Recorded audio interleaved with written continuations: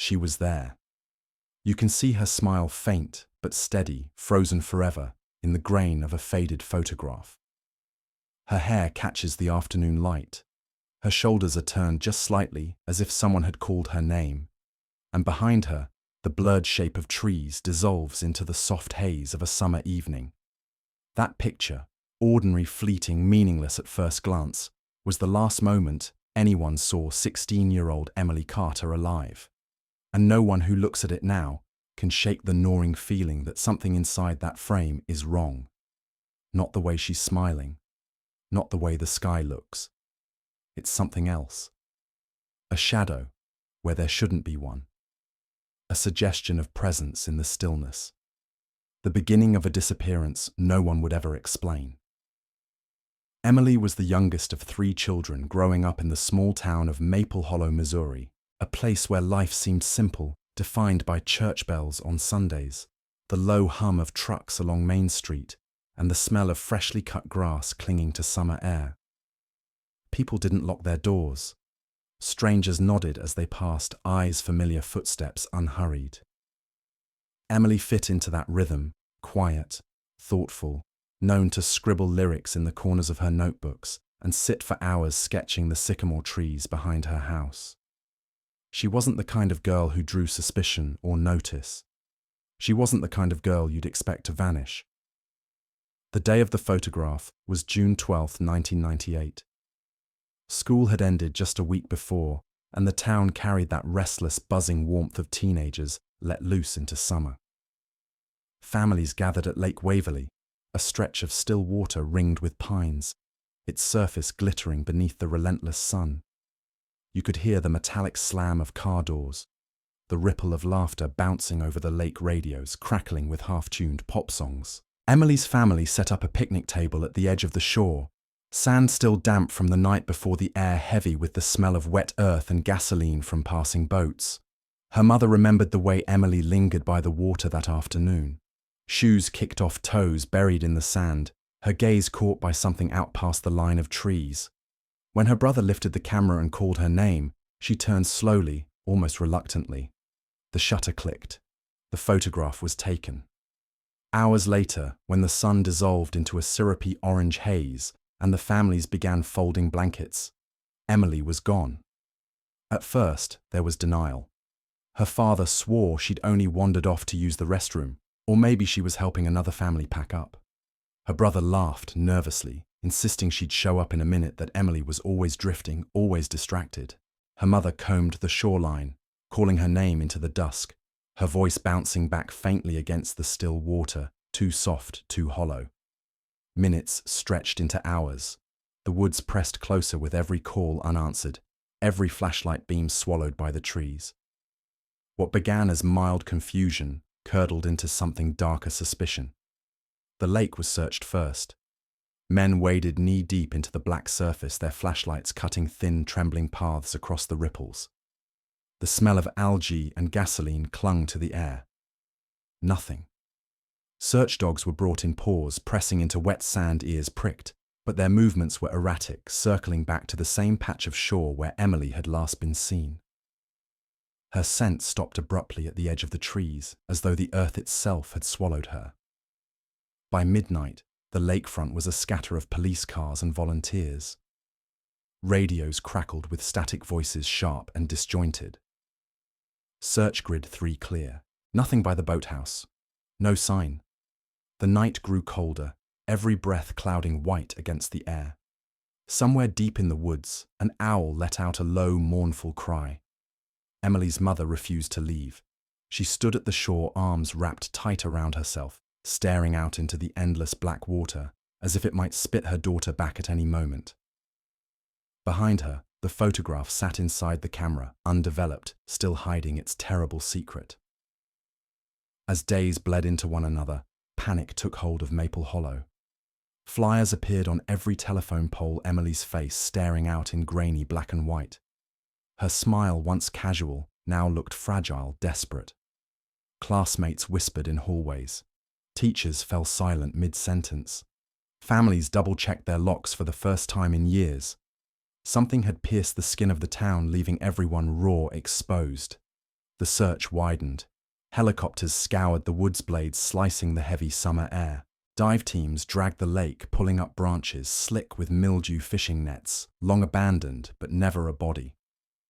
The smell of diesel from their boats hung in the air for days, seeping into clothes, into hair. Every time the engines shut down, silence rushed back in like a tide-crushing absolute. Neighbors remembered little things. A truck idling near the edge of the forest. A strange knock on a cabin door late that night. Insects humming louder than usual, almost shrill like static that never stopped. Nothing led anywhere. Each clue disintegrated upon touch. Each story dissolved into hearsay. And then came the photograph. When it was finally developed, her family gathered around expecting nothing more than a last memory. But the image was wrong. Emily stood in the center, hair gleaming, smile faint. But her eyes were not looking at the camera. They were looking over the photographer's shoulder, far off to a place outside the frame. Behind her, just beyond the line of trees, a shadow seemed to stretch unnaturally long. It might have been nothing more than a trick of the light, a tree bending in the wind. Yet the more her family stared, the less it felt like nature, and the more it felt like someone. Watching. Waiting. Her mother couldn't look at it without trembling. She swore the shadow hadn't been there that day. Her father grew defensive, claiming it was a fault in the film, a smudge, a glare. But her brother, he said nothing. He only stared, lips pressed thin as though remembering something he'd chosen not to speak aloud. Rumors multiplied. Some whispered about a drifter passing through town, a man seen by the gas station with hands scarred and eyes too pale. Others talked of the woods themselves, that they swallowed people, that Emily wasn't the first.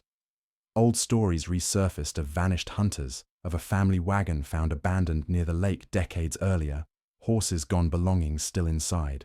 Nobody wanted to believe them, but in the suffocating quiet that followed her disappearance, the stories filled the air like smoke.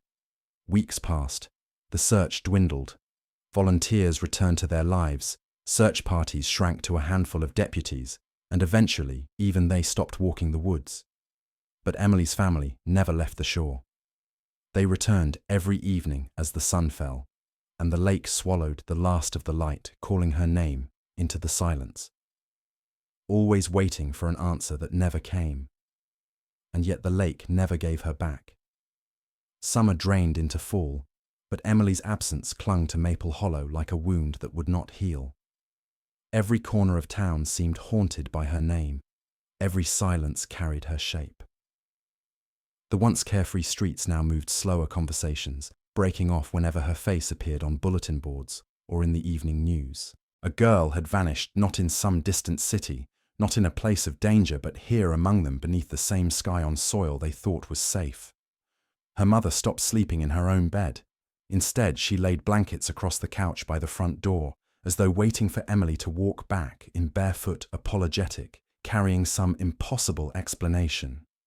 At night, when the house grew still, she swore she heard footsteps across the porch. Soft, deliberate. Once, twice, always pausing just before the door. When she opened it, there was nothing, only the stale smell of rust from the screen hinge, and the insects buzzing in the dark, sharp like whispers pressed against her ear. Her father grew restless. He drove the back roads until dawn, headlights cutting across endless rows of fields, chasing rumors and shadows. Sometimes he came home with mud clinging to his boots, his hands trembling, eyes unfocused, as if he had seen something in the woods that he could not bring himself to describe. He told no one where he had gone. Her brother, once loud and careless, grew quieter by the day. He stopped answering his friends' calls. He stopped walking to the lake. At night his room glowed faintly with the blue light of the photograph pinned to his wall, staring at him. He had developed 3 copies, all identical, and each time he looked at them, he swore the shadow behind Emily had shifted. Just slightly. Just enough to make him wonder if it was ever still. But beneath the grief, beneath the rituals of waiting and searching, came something else. A whisper of escape. The town wanted release. People avoided the lake, avoided the woods, avoided the Carter family with their endless flyers and endless questions. Parents who once let their children ride bikes past dusk now called them in before the streetlights flickered on. Windows shut earlier. Locks clicked. And slowly, Maple Hollow tried to pretend. They spoke of Emily in the past tense. They folded her name into prayers, careful, distant. They began to say things like, "She must have run away. She'll turn up someday." They gave themselves permission to imagine her elsewhere, alive, safe, unseen. To them, this was comfort. To her family, it was betrayal. Still whispers lingered. They always do. There were stories of strange phone calls late at night, static at first, then faint breathing, shallow and uneven. Her mother answered once, whispering Emily's name, and for a heartbeat she swore she heard a voice echo back. But the line died before she could be certain. The number could never be traced. There were reports of sightings. A girl matching her description in a diner 2 towns over, sitting alone, staring out the window, until someone blinked and she was gone. Another in a convenience store, silent, pale, leaving behind only the faint smell of swamp water and mildew that clung to the floor long after she left. But none of these led anywhere. Each sighting dissolved like smoke the closer you came. The woods remained. Always the woods. People said that if you walked deep enough past the tree line near Lake Waverley, the air grew still. Too still. Birds fell silent. Insects froze. You could hear your own blood rushing in your ears, the sound of your breath magnified, until every step felt wrong, as if you weren't meant to be there. Search teams hated it. They said their compasses spun uselessly, their flashlights flickered, batteries drained too quickly. One officer described hearing a knock 3 times, slow and deliberate, though no one was near him. When he turned, the trees seemed to shift. He never returned to the woods again. The Carters went anyway. Every weekend, rain or shine, they traced the same paths, following trails already trampled, calling her name, until their voices cracked. Neighbors begged them to stop to rest. But how could they? How do you stop when silence is the only answer left? And then weeks later, a clue surfaced. It was October, when a hunter crossing a thicket half a mile from the lake stumbled upon something strange. Half buried in the soil was a shoe. A white canvas sneaker, damp, streaked with mud, its laces frayed. He thought little of it until he noticed initials scrawled in black ink across the heel, E.C. Emily Carter. The town erupted. Hope returned like fire catching dry grass. Police cordoned off the area, combing every inch with dogs and shovels. The ground yielded little, a tangle of broken branches, cigarette butts bleached by rain, the faint smell of mildew rising from the soil. And yet no trace of Emily, only the shoe mute and hollow, as though it had been placed there on purpose. Her mother clutched it to her chest, refusing to let go. Her father demanded answers, his voice sharp, desperate, echoing through the station halls. Her brother turned his face away as if the sight of it was too much, as if part of him already knew it was not a sign of life, but of something far worse. From then on, the house no longer felt safe. At night, doors creaked, though no one touched them. Windows rattled, though the air was still. Once her mother woke to the sound of water dripping in the kitchen sink, but when she went to turn it off, the faucet was dry. The dripping continued, slow and steady, from somewhere deeper in the house. She never found the source. Her brother swore he heard knocking against his bedroom wall 3 times, measured, deliberate. Not random, not the house settling. A knock that felt like it carried intention. He pressed his ear to the plaster and held his breath. For a moment, he thought he heard movement on the other side. And then silence. The photograph remained on the wall, but he had turned it face down. He couldn't bear the eyes anymore. Couldn't bear the shadow behind her that seemed to lean closer with every glance. The family began to fracture. Her father drifted further into obsession, chasing every false lead, every whisper. Her mother clung tighter to faith, whispering prayers at the lake, as if sound alone could summon her daughter back. Her brother withdrew, entirely lost inside his own silence, watching the days rot into years. The case grew cold. Files gathered dust in police drawers. Names blurred into memory. And Maple Hollow tried harder than ever to forget. But forgetting is never clean. Beneath the town's forced calm, beneath the cracked sidewalks and faded storefronts, the wound of Emily's disappearance festered. For even after all this time, people still said the lake had changed. They said if you stood at its shore at dusk, when the light bled thin and the air smelled of rust and wet earth, you could hear something. Not the wind, not the water, but a voice, low, distant, carried from somewhere across the black surface. A girl's voice, calling out just once, and no one who heard it ever stayed long enough to answer. Years passed, but the air in Maple Hollow never cleared. It thickened year after year like smoke trapped in the rafters of a burning house. The town moved forward in appearance, only children grew older. Storefronts changed, the high school built a new wing, but beneath it all was a pulse that never slowed, a reminder of what had been lost. And for the Carters, there was no moving on. Time did not soften the wound, it carved it deeper. By 2003, 5 years after Emily's disappearance, her photograph remained stapled to the telephone pole outside the post office edges, curled and stained from rain. People no longer looked at it. They walked past heads down as if the image had grown poisonous. But for her family, the photograph was everything. It was their last anchor to her presence, their last proof she had ever been real. Her mother aged rapidly. Her hair thinned, her hands shook, her voice cracked when she said Emily's name. She no longer went to church, no longer spoke with neighbors. Most evenings she sat at the edge of her bed, clutching the shoe they had found, whispering prayers to a God who had long gone silent. Her father drowned himself in work, then in liquor, then in silence. His obsession had shifted from the search to the records themselves. He spent nights hunched over stacks of reports maps littered with red pins, police transcripts read until the words blurred. He wasn't looking for Emily anymore. He was looking for patterns, for something unseen, as though the forest itself had been keeping score. And her brother, he had moved away, carrying the shadow of her absence, like a second skin. He rarely spoke of her, rarely returned home, but when he did, his eyes always darted to that photograph on the wall, still pinned face down, and his hands always trembled when he reached for a light switch. But Maple Hollow had its own ghosts. Rumors never died. They evolved.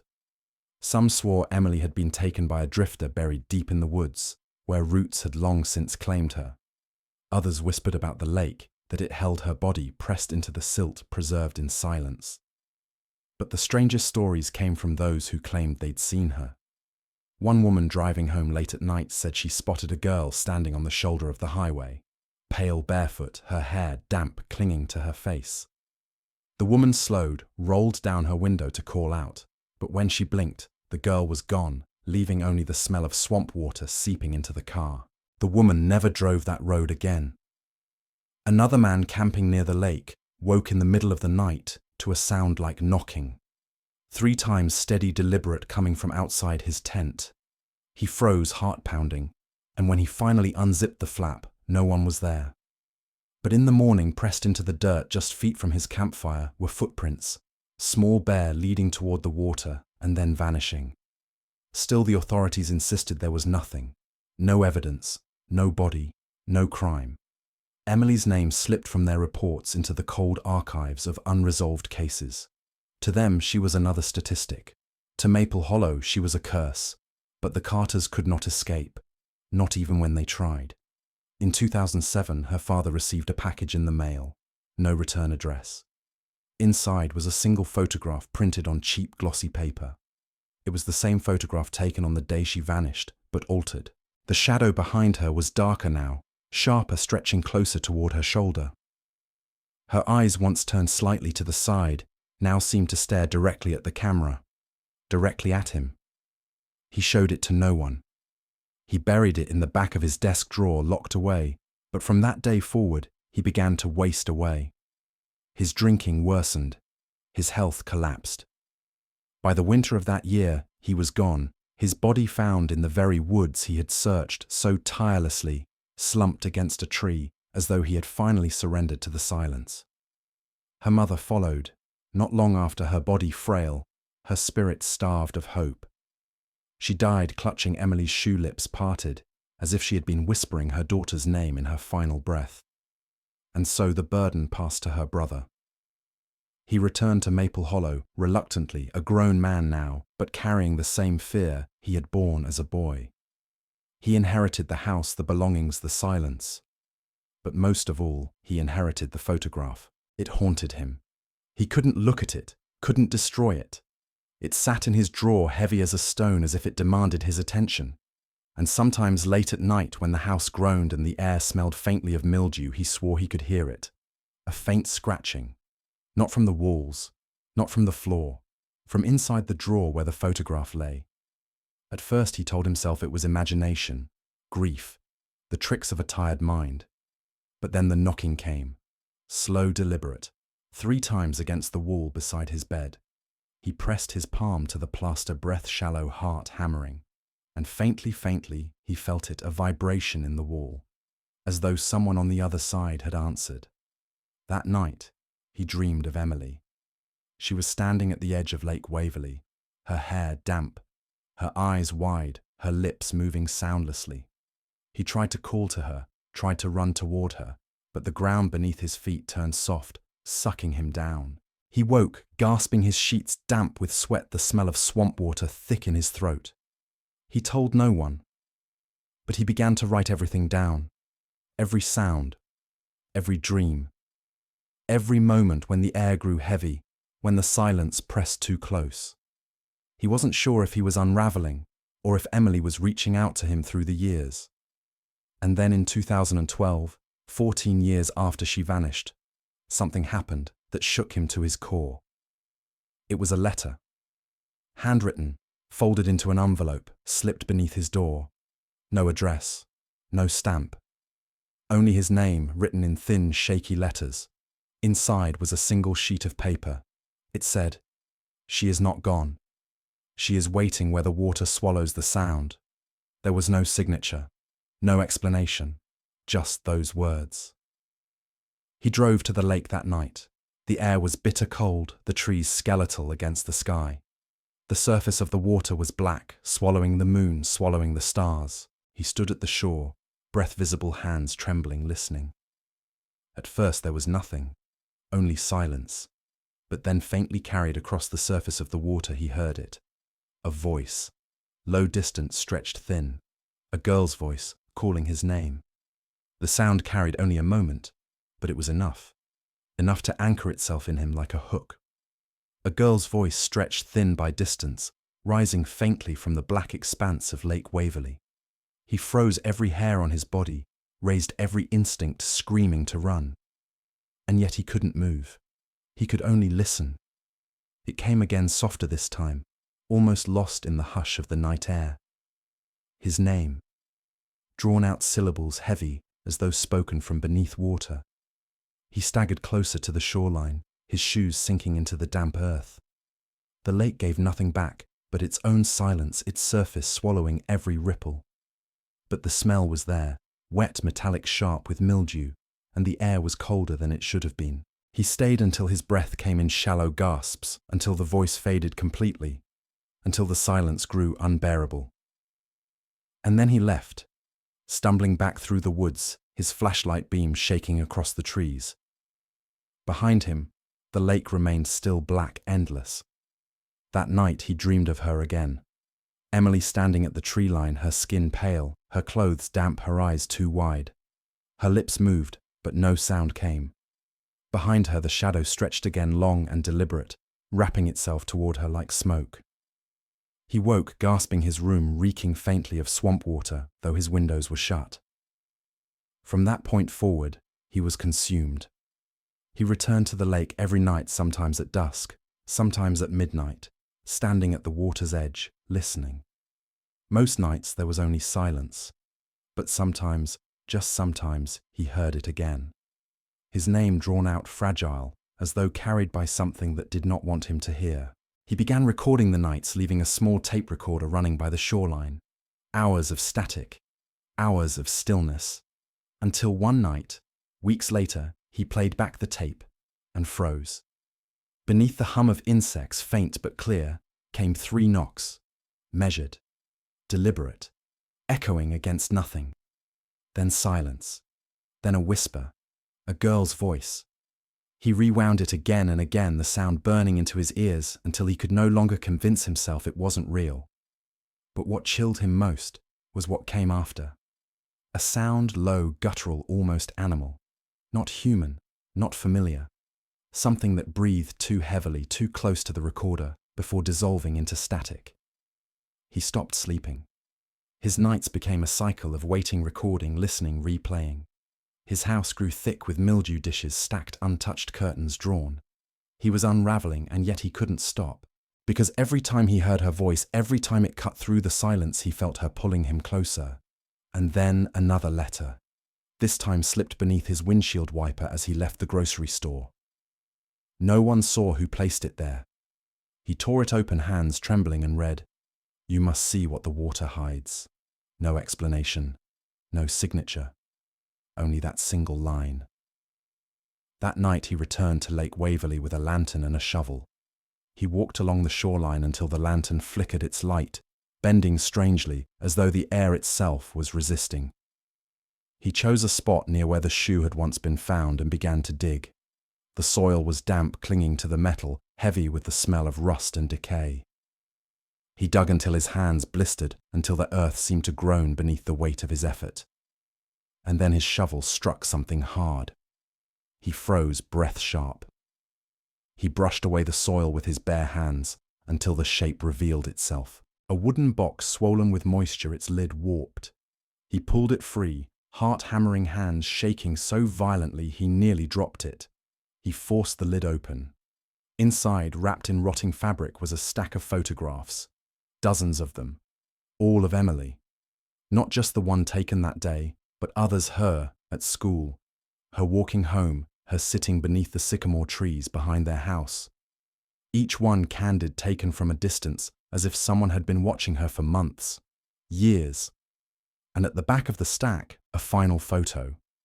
It was Emily, but not as he remembered her. She was standing in the woods, her hair damp, her face pale, her eyes wide with fear. Behind her, a figure loomed in shadow, tall, indistinct, faceless. Its outline blurred, but its presence undeniable. A hand stretched toward her shoulder. He dropped the photograph, his chest-tight bile rising in his throat. The lantern sputtered, nearly extinguishing, as if reacting to what he had uncovered. The woods pressed closer, the silence suffocating. And faintly, so faintly, he heard it again. 3 knocks. Slow. Deliberate. Somewhere behind him. He turned, but the trees gave nothing back. Only shadows. Only silence. He fled, the photographs clutched tight, the box abandoned. Back in his house, he spread them across the table, his hands shaking as he traced each image. Who had taken them? How had they been hidden for so long? And most of all, who had slipped him the letters that led him here? The questions gnawed at him, but no answers came. Only the smell of mildew growing stronger in his house, seeping into his clothes, into his skin. Only the sound of knocks against the walls at night, louder now, closer. Only the dreams of Emily standing at the water's edge, lips moving soundlessly. And then one night, he woke to the sound of footsteps inside his house. Slow. Deliberate. Crossing the floorboards, pausing outside his bedroom door. His heart slammed against his chest, his breath caught in his throat. The knob rattled. Once. Twice. He reached for the light, but stopped, paralyzed. The door creaked open. No one was there. Only the smell of swamp water spilling into the room. Only the faint sound of dripping, though the faucet was dry. Only the silence, heavy, suffocating. On the floor just inside the doorway lay another photograph. One he had never seen before. It was Emily, but she was no longer standing. She was lying in the woods, her eyes open, her lips parted as though frozen in a scream. The shadow loomed closer now, clearer, stretching across her body like a stain, and scrawled across the back in handwriting, thin and uneven, were the words, "You are next." He could not bring himself to destroy the photograph. He wanted to tear it to pieces, to burn it, to throw it back into the woods where it had come from, but some part of him knew it would make no difference. The image would return folded into an envelope slipped beneath his door, left waiting at the edge of his bed. It had always returned. For days, he barely moved. The house became a tomb. The curtains drawn the air thick with mildew. The knocks came constantly now, always in threes, always deliberate. Against the walls, against the floors, against the windows. Sometimes faint, sometimes so loud the glass trembled. He stopped answering the phone. He stopped leaving food to spoil on the counter. He stopped speaking at all. And still, the photographs multiplied. Every morning he found another waiting. Tucked under the front door, taped to his bathroom mirror, pinned with a nail into the frame of his bedroom window. Each one different, each one worse. Emily in the woods. Emily in the water. Emily in the house itself. Her pale face staring from the hallway, from the foot of his bed, from the corner of his living room. Always her, always the shadow behind her, growing sharper, closer, more defined. He tried to convince himself it was a cruel trick, someone in town tormenting him. But who would keep such a game alive for 14 years? Who could slip so easily into his home, his life, without ever being seen? And why did the smell of swamp water always accompany the photographs, thick and clinging, as if the lake itself was bleeding into his walls? One night, unable to bear it any longer, he returned to the lake. The sky was moonless, the air biting cold, every sound swallowed by the forest. He stood at the shoreline with the photographs stuffed into his coat, his breath trembling in the dark. He shouted her name. Once, twice, 3 times. His voice broke, echoing faintly across the water before dissolving, and then silence, until it came back. Not an echo, not his own voice. Hers. Help me. So faint he thought it was memory. So distant he thought it was a dream. But it came again, clearer this time, stretched across the black surface of the water. Help me. He dropped to his knees, scanning the lake, his eyes wide, his body shaking. The water rippled, though the air was still. Something moved just below the surface, a shape pale and fleeting, gone before he could understand it. The smell of mildew was suffocating. The air thickened, pressing against his lungs, and he realized he wasn't alone. Behind him in the trees came the sound. 3 knocks, slow, measured, deliberate. He spun around his lantern, shaking the light, cutting across trunks and branches. Nothing. Only shadows, endless, bending unnaturally against the light. And then movement. A figure at the tree line. Tall, still. Watching. He froze, the lantern slipping in his grip. The figure did not move, did not breathe. Its face, or what should have been its face, was swallowed by darkness, indistinct, shifting. And then, with slow, unnatural steps, it began to move toward him. He stumbled back, falling into the damp sand, the lantern crashing beside him. The light flickered, threatening to die. He scrambled up, running toward the water, his heart, hammering breath, tearing through his chest. But when he looked again, the figure was gone. The lake rippled once more. And then for the first time he saw her. Emily. Standing waist-deep in the water, her hair plastered to her face, her eyes wide, her lips moving silently. She lifted one hand toward him, trembling, pleading. He stepped forward, tears burning in his eyes, his body pulled as though by invisible strings. But as he drew closer, he saw the truth. Her lips were not forming words of help. They were shaping something else, something darker, something warning him away. Behind her, the shadow rose, towering, shapeless, spreading across the surface of the water like oil. It reached for her, swallowing her outline, wrapping around her as she sank slowly beneath the surface. No, he screamed, stumbling forward, water soaking his shoes, his clothes dragging him down. He waded in until the cold bit into his skin, until the black swallowed his knees, his chest. He reached for her, but she was gone. The water rippled once and returned to silence. The shadow remained. It stretched toward him, filling the lake, the air, his vision. His lantern extinguished with a hiss, plunging everything into darkness. And then silence. No footsteps. No knocking. Only the suffocating black and the heavy weight of eyes unseen. When dawn came, the shoreline was empty. His car sat abandoned in the lot. His coat lay crumpled in the sand, the photographs scattered damp and curling. His footprints led into the water. None came back. The town whispered, as it always had. Another Carter gone. Another life claimed by the lake. They said he had drowned, overcome with grief. They said he had lost his mind chasing shadows. They said the family had always been cursed, but those who went to the lake after that night swore something had changed. The water was quieter, heavier. The air smelled stronger of mildew. And sometimes when the sun died and the sky turned black, they heard it. Not just Emily's voice now, but his. Two voices, low and stretched, calling faintly across the surface. Calling for help. And sometimes, if you stand too close, if you linger too long, you hear something else. 3 knocks. Slow. Deliberate. Behind you. And when you turn, the shadows are closer than they should be. The photograph still exists. No one knows who has it now, or how many copies there are. But it appears from time to time slipped into drawers, left on porches, mailed without return address. Always the same image. Emily smiling faintly at the lake, a shadow stretched behind her. And those who claim to see it say one thing above all others. The shadow isn't still anymore, it's closer. Closer than before. Closer than you think. People in town don't say it out loud, not in daylight, not when their children are listening. But the knowledge hums beneath their conversations like static in the walls.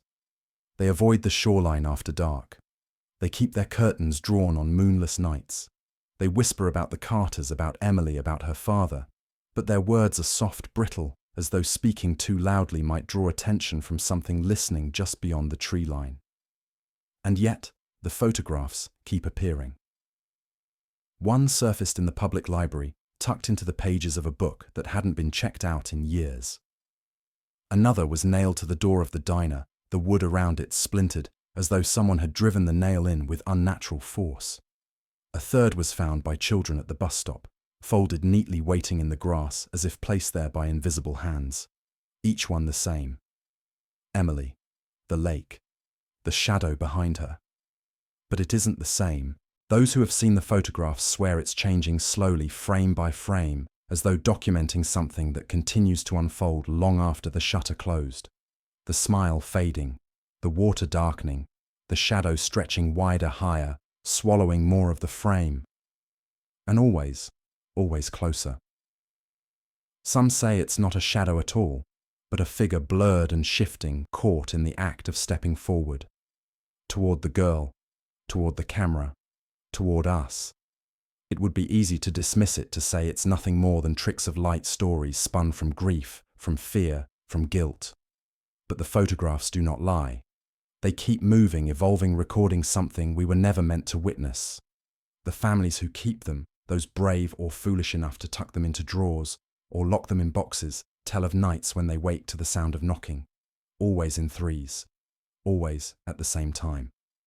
When they go to look, the photograph is no longer where they left it. It waits in the hallway on the staircase at the foot of their bed. And when they stare too long, when they let their eyes linger past the girl in the foreground, past the darkness behind her, they swear they feel it. The heat leaving the room, the silence thickening in their ears, the sense that the shadow has turned its head, that it is no longer watching Emily, that it is watching them.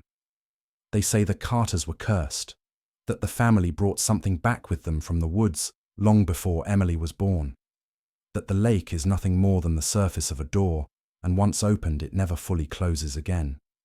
But the truth is quieter, colder. It isn't about bloodlines. It isn't about curses. It isn't even about the lake. It's about the photograph, and the moment it captures, and the thing standing just behind her, and the way it seems with each passing year to lean closer, as though the frame cannot hold it anymore. One day soon perhaps it will step forward, out of the photograph, out of the shadows, into the room where you are standing. And maybe that's the reason Emily vanished. Not because she was taken, not because she was lost, but because she was the first to see it, and she understood too late that some moments are not meant to be photographed. Because once they are, they live forever, and forever does not always mean safe. The photograph still exists. Somewhere, in someone's home, in someone's drawer, waiting to be found, to be looked at, to be believed. And if you're unlucky enough to see it, really see it, you will know, because the girl will no longer be smiling. The water will no longer be still, and the shadow will no longer be behind her.